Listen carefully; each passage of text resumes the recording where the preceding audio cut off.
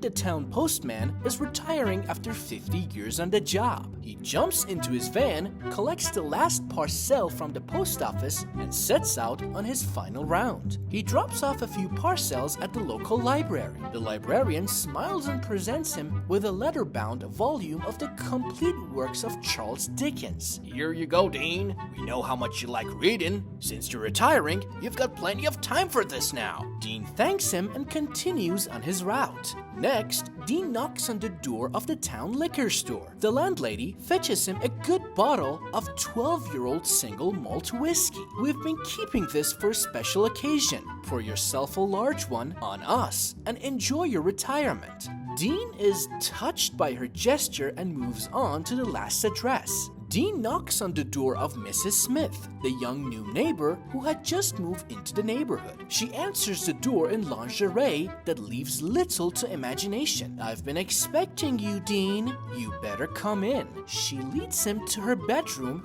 pushes him onto the bed, and jumps on top. Dean's head is still spinning as he gets dressed. Then Mrs. Smith slips a $1 bill into his shirt pocket before he has a chance to say anything. Mrs. Smith says, "We are not done yet," and leads him down to the kitchen. Mrs. Smith then cooks a fantastic lunch of steak, eggs, and toast. As he finishes eating and takes a sip of his coffee, Dean finally has a chance to ask, I must say, Mrs. Smith, everyone in town has been very kind today, but you've been the kindest of all, in fact. What on earth could have moved you to such a gesture?" Mrs. Smith admits, "Well, I was really racking my brains to think of something nice for you. So I asked my husband, and he said, when he gets here, screw him, give him a buck. The lunch was my idea."